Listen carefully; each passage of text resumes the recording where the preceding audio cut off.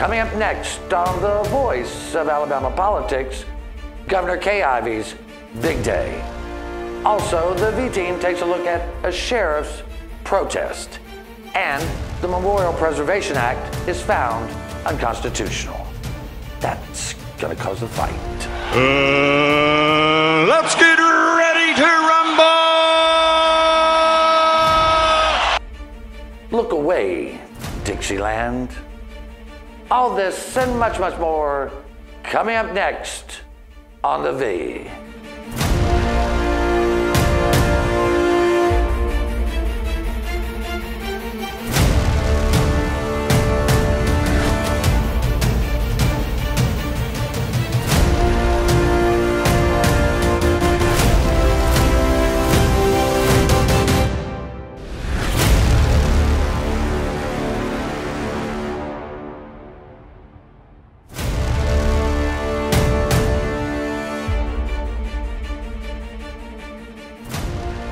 Welcome to The Voice of Alabama Politics, where we tackle the tough issues so you have the hard facts. I'm your host, Bill Britt, and as always, I'm joined by the V-Team. Welcome all. Hello, hello. Hello. Well, for those of us who stood out in the freezing cold to enjoy Kay Ivey's big day, it was quite an event. Susan, have not seen the governor that excited or have that much energy in some time, and she was really on her game. She was absolutely on her game, gave a 20-minute speech, did an excellent job, brought up a lot of good issues that Alabama needs to look at going forward with this new administration. She was up for it all. She looked great. Yeah, I mean, it was one of those, the three of us were there. Josh, you watched it from the best seat. Yes, I was warm. Best seat. You were warm. I was warm and could turn it off at any time. Yeah. So it was the greatest seat ever, yeah. Listen, she hit on the infrastructure hard, raising fuel tax. She hit on the fact that she's looking at prisons. Josh, I think she's just going to sign that order to get those prisons and circumvent the legislature altogether, the way she sounded. Yeah, I think something's been kicked around for a while, and I think they were worried that maybe Robert Bentley was going to do something similar to that. And I think... I don't know that that's necessarily the wisest track. I don't know that it doesn't make her less popular. She's got some wiggle room there. I guess she's the third most popular governor in the country, so she's got some wiggle room on that in that regard. But I don't know that helps her going forward with people. If you just spend a boatload of money on prisons that are necessarily popular with a lot of the people out there. Well, and it might not be popular, but as she's told her staff the other day, we're going to do, I'm paraphrasing this, we're going to do what is right. We're no longer going to kick anything down the road. We're just going to get it done. It looks to me like she's just running 4 years full tilt. I don't, but when she says that, I don't know that necessarily building the prisons is the most important thing to it. I mean, if you look, that was always the argument back over the last couple of years when we were having this whole debate about them. It wasn't necessarily the buildings that you need the people inside the buildings. Of course, that's you right. need the staff there. That's where the lion's share of the problems is in staffing for the healthcare problems that they're currently under federal order to better. And now, just for the correctional officers, everybody knows they're understaffed. And if you do this, I don't know where the money is going to come to fix that problem. Well, there is a theory that the way that the prisons could be, the way they're built now will require a giant staff. But there is a way of building them in the future that require fewer staff. And that might be part of the argument here. That is, I think that is part of the argument. And the way we understand how they're going to pay for this is pretty much, it's already budgeted. And it's just going to come out of what is now considered the maintenance and this and that, the other ones. But, we'll get all the details at some point, but I have a real feeling that she's just going to make a deal, which is totally legal, make a deal to have the prisons built, then they're leased by the state, and it's done. There's no fighting about it. I think a couple of things that we reported on that were in her speech, which was nearly 3,000 words, were the things that we think are more important than roads and bridges or prisons. And that is, she said that she hoped the success on these roads, bridges, education would lead to us tackling other issues, Susan, such as health care, rural economic development, broadband access for rural communities, and ports. And I think those are, we were talking about in the meeting earlier. I mean, when you're talking about just take the rural broadband, for instance, you're talking about the education in Alabama. I mean, we all know places in Alabama where you have zero cell signal, much less anything else. You've got kids that need to do their homework, that can't get internet access. That's what I'm confused on, is how do people sitting in class, how do they expect, like when, on computer programs, a lot of my education was done on computers. How do they do that? Well, that's the thing is they don't. They can't. Exactly. They can't. You go down and their alternative is ratty textbooks that they don't have enough for an entire classroom. Right. And then you brought up the port. That's also something very important, is dredging the port, because we can get so many more tankers in here, which means we can move more commerce through Alabama, which is also taxable, especially if you're talking about a gas tax. Those two go hand in hand. Yeah. And I think that, you could, just by deepening and widening the Port of Alabama, you could almost pay for a lot of these infrastructure projects that they want.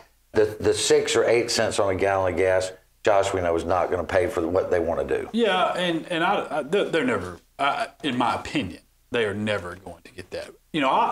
Since as a Democrat and looking to have Democrats, make some headway in the state government, and restore kind of a two-party system, I hope that they attempt the gas tax. I hope that they go to the table and say, we're going to continue to tax CEOs at less than what the secretaries make.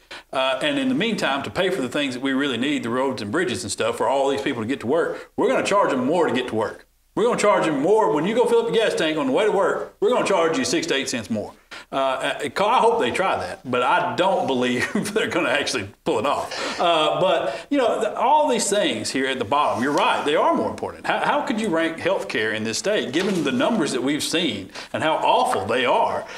From the infant mortality rate all the way up through the diabetes rate, the heart troubles that we have here, the obesity rates. Medicaid. Medicaid. I mean, Medicaid. if that's on the table, and she is serious about that. The Medicaid expansion is the way that that's going to occur. Well, we're one of 14 states that have been too dumb to take the money, and it's for ideological reasons that are no longer relevant. Call it Trump care and get it done. Whatever. It's not even ideological. It's political. Yeah. It's all political at this point. And people have viewed this as a political downfall if they take that pathway. At this point, I don't believe that's true anymore. No, they can pass anything they want. They'll get reelected. We've got less than a minute. Steve Pelham left the governor's office.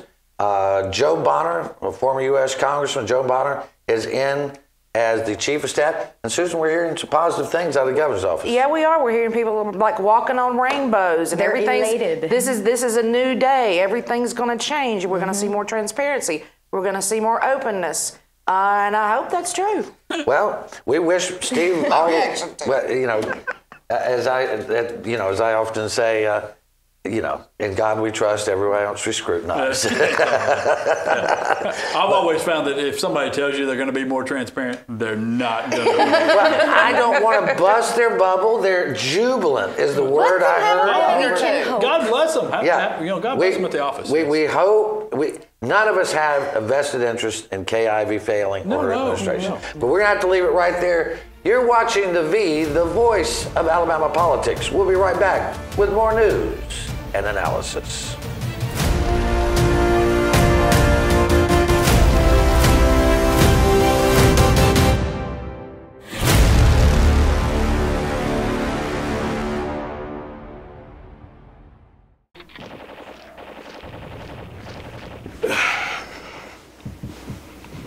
Hey man, what are you doing today?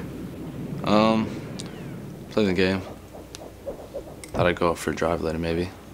Text some friends while I'm doing it. Scroll through social media.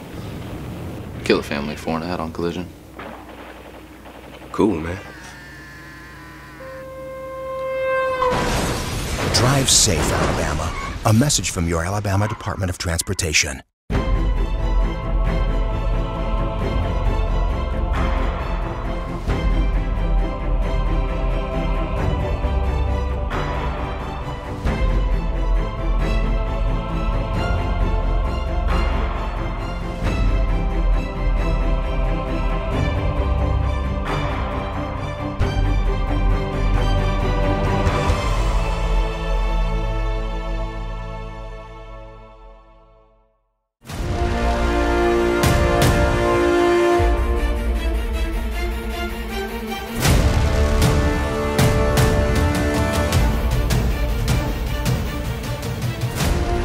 Welcome back to the V, the voice of Alabama politics.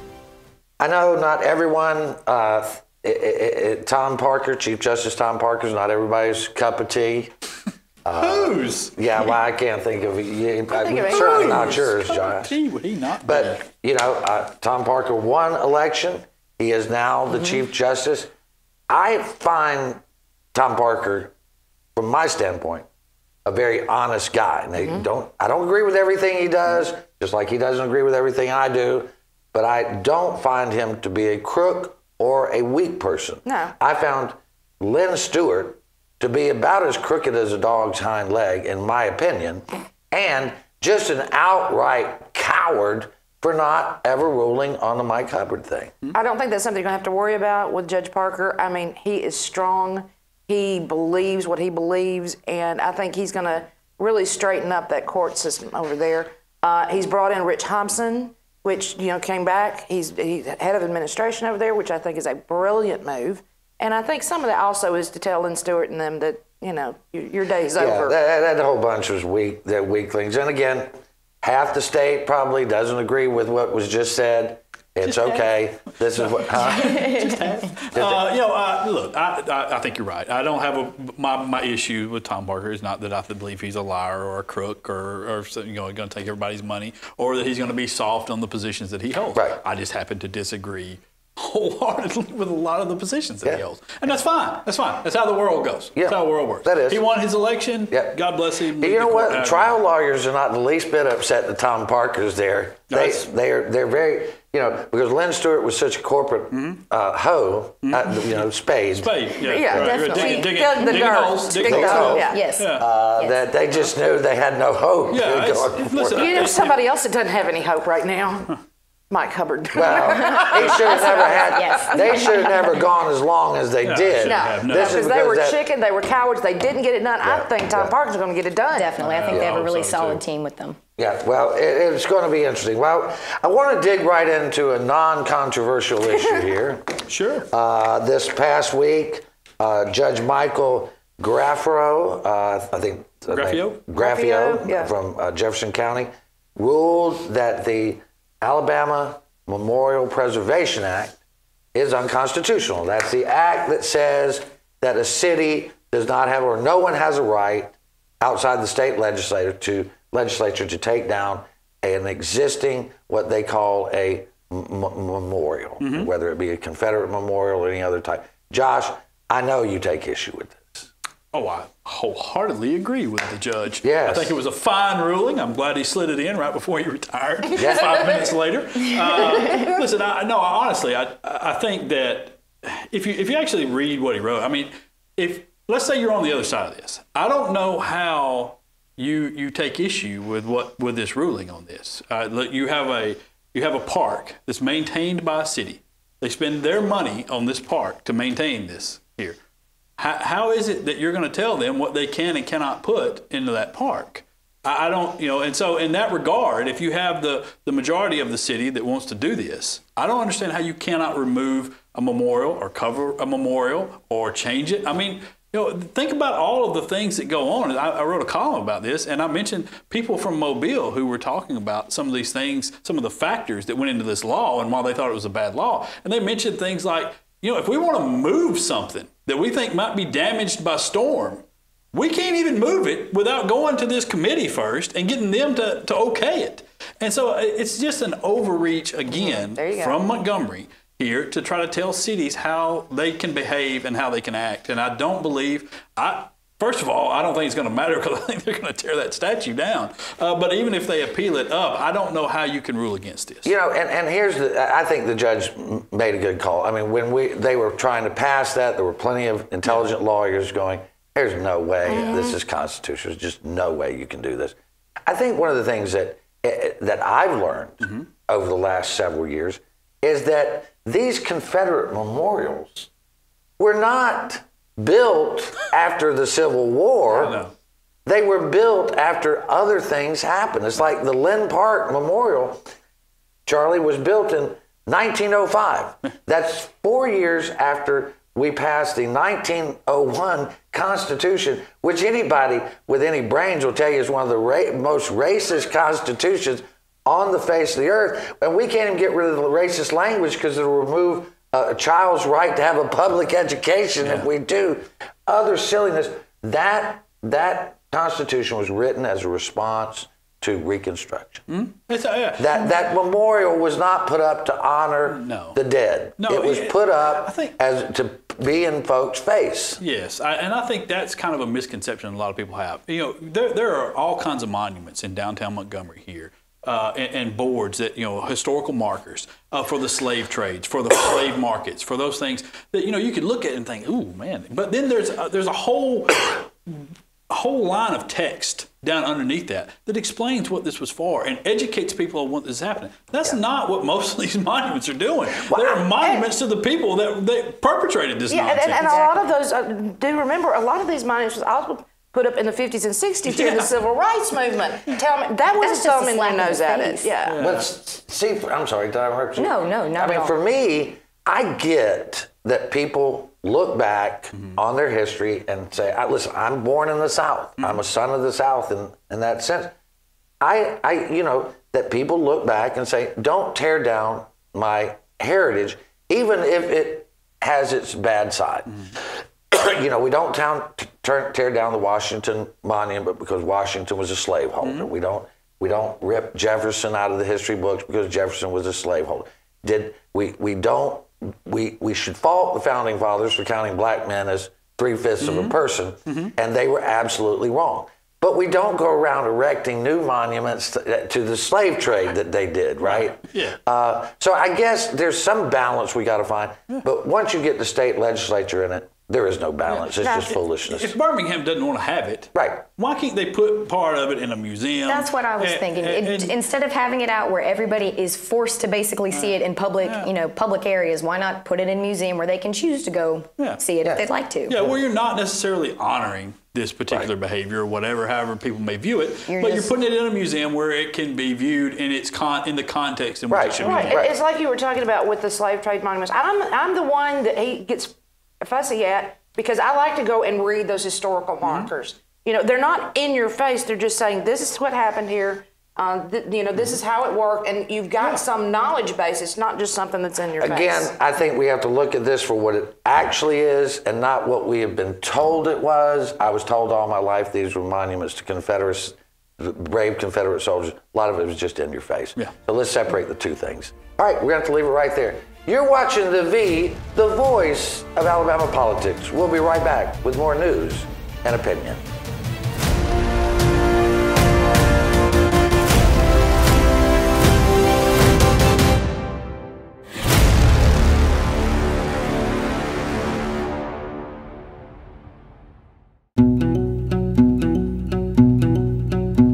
The Energy Institute of Alabama promotes reliable, affordable, and clean energy to help grow our economy, create high-paying jobs, and build public support for Alabama's energy industry. Access to clean, affordable energy continues to be an issue of vital importance in the halls of government and around the kitchen tables across our nation. The Energy Institute of Alabama is the best source of energy industry information and how it affects households across the state, from convenient energy production to alternative fuels to solar power and beyond.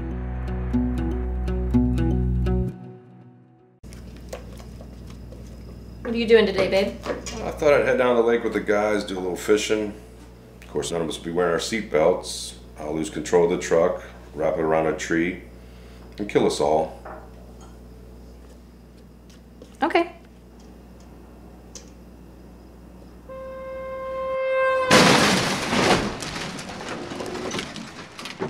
Drive safe, Alabama. A message from your Alabama Department of Transportation.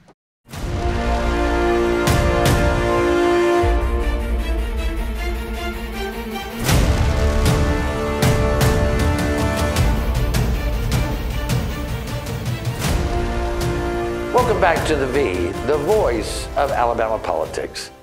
You know, we stood in the freezing cold to listen to some of these speeches, and some of them were funny. I mean, Rick Pate was kind of funny, Ag and Industry Secretary. John McMillan's was good, very much John McMillan. I thought Steve Marshall's was the most insincere speech I had ever heard, because he said he was a fighter. And this guy is a fighter like Jell-O pudding is. You know, it's like, oh, you mean just jiggle around. But anyway, he's fighting. Yeah, Merrill's was good too. Yeah, Merrill was good. Really good. He was very inspirational. You can see future governor written all over that. Wait, you think he has aspirations for our office? I'm sure he has aspirations, yes. I thought he was just going to retire. No, I don't think he's ever going to retire. Really? I hope he does that, because he's running one of the most efficient government offices in Alabama. And Good on him. I don't want to critique all the speeches. I think there were some good ones, there were some bad ones. That either. But I thought, why I wanted to bring up Lieutenant Governor Will Ainsworth, really, you know, he hit the major themes as he should, but he dared bring up the fact that he wanted to support strong ethics. Now, we know when he's talking about strong ethics, he actually means strong ethics and lock these people up. He said basically from the sheriff's office, from over here at the county courthouse to the state house, we want to lock these guys up. And when we wrote the story about that, it was as if any Republican who now says ethics is just believed to be the biggest hypocrite ever. And of course, there's reason for that. I don't think Ainsworth is. But if you think about it, just 8 years ago, they championed ethics reform. And now even Republicans go, yeah, ethics, right, sure. Yeah, well, they've earned it. They've earned this. They've earned this skepticism over the years here, because I mean, the people keep going to jail for violating the ethics laws that they wrote. And so their response to that has been, as a party, I understand that there are outliers like Will, who I happen to like. I happen to like Will a lot, but there are outliers there. But as a party, their response to these people going to jail is to rewrite the law so they'll stop going to jail. I mean, that's what they're doing. And so, I think when you look at it, and first of all, they've paid no penalty for this whatsoever, so I guess they can do whatever they want to. They still won 60% of the vote statewide. So, rewrite your laws and have fun and wine and dine on everybody's dime and do what you were doing before. And somebody brought up the other day, what difference does it make if they rewrite the ethics laws?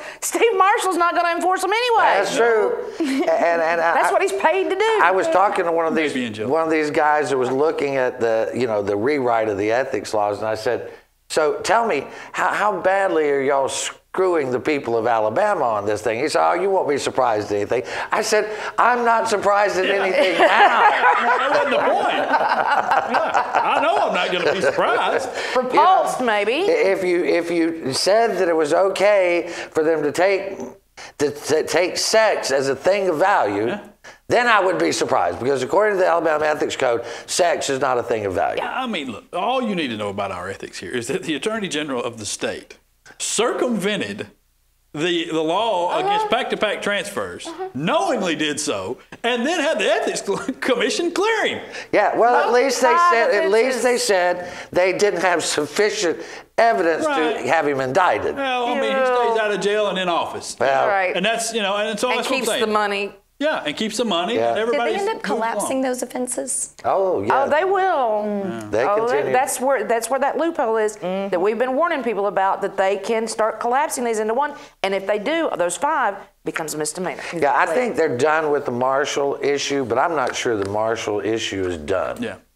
I think that if you had an honest DA, an honest grand jury, and an honest judge, Steve Marshall would be indicted on felony counts of breaking the campaign finance laws. And, that's what we really should care about. Yeah, you put it in front of real people. Yeah. Real people convict him of that. Yeah, that's right. I've talked to several judges who told me if that thing had come in front of my court, it'd have been totally different. Well, yeah. I understood what Judge Anderson did over here with that with the TRO, because it was kind of a different. What they were asking him to do was really hard at that point. Okay, but you put just that law. That's what I'm saying. In front of people there, that would be, and because keep in mind, Those were Republicans that were filing these ethics complaints. Yeah, that's right. So. And it was not just political. No. It was not political. We've only got about 2 minutes, so I want to get through these pretty quickly. Sheriff of Choctaw County resigned from the Alabama Sentencing Commission, which has done a great job of kind of rewriting the sentencing laws and sentencing reform. But they've done it so well that now we have repeat drug offenders that never go to prison. They get stuck in the county jails. And in protest, this Sheriff Scott Lawley of Choctaw County said, look, man, my community is being victimized and re-victimized because we'll arrest a guy 15 times and he never goes to state prison. He ends up back in the system over and over again. They're overcrowded at the county levels. And so they end up letting them out. They go back out and reoffend. But when they reoffend, they're also going out and stealing from people, hurting people, causing a lot of chaos. And so the sheriffs, it's just like a washing machine. It just keeps cycling back and back. And so this is where we come back to the prison thing. It is a matter of we got to have more beds, I guess, to put these prisons. It also kind of goes into the health care. Portion of this, as we've seen now, as more and more rich people became victims of the opioid epidemic, all of a sudden it became an epidemic and not a drug problem. That's right. And I think that's what all of these things are the same thing. Sure. All right. If you have sympathy for the person hooked on painkillers, then you ought to have the same sympathy for the people who are hooked on cocaine or crack or whatever they're hooked on. Right. Here, and I think that's where we have a problem, and we're trying to draw this line. And I think Scott Lawley is admirable in that he put himself on the line and said, "Look, man, I want y'all to pay attention, and I want you to pay attention, so I quit." Yeah, listen, it's a complex problem. Yes, it's a complex problem that affects a lot of people negatively. That's right. It's just a shame it had to come to his resignation for any light to be brought to it. Yeah, but that's what he did. We've only got about 25 seconds, so this is going to be real short and sweet. The Porch Band of Creek Indians have gotten so rich by sucking money out of the state of Alabama and paying no taxes that they are paying $1.3 billion for the Sands Casino and Resort in Bethlehem, Pennsylvania. Josh, what else are you going to say? A lot of money. A lot of money. But, not from Alabama people, because we're totally anti-gambling here. So we don't show up at those casinos. Yeah. They sucking money out of here like a Bangkok brothel. All right, we're going to have to leave it right there. You've been watching The V, the voice of Alabama politics. You watch us because we watch them.